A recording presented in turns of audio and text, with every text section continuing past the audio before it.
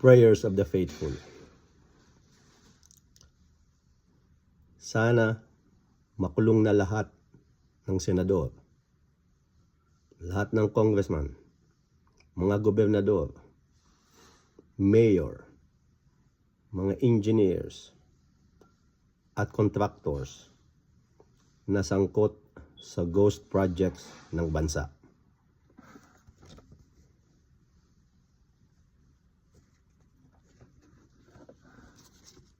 Sana wala ng Duterte na maihalal sa susunod na mga eleksyon.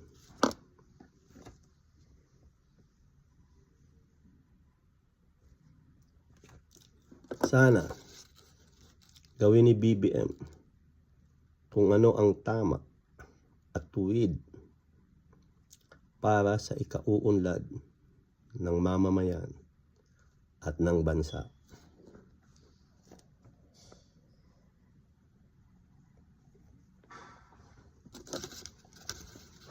Sana mamatay na lahat ng korap at tra-politiko sa bansang Pilipinas.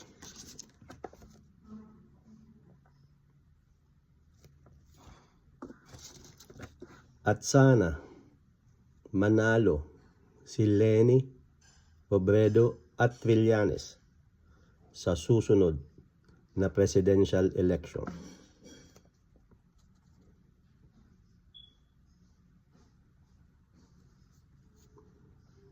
Amen.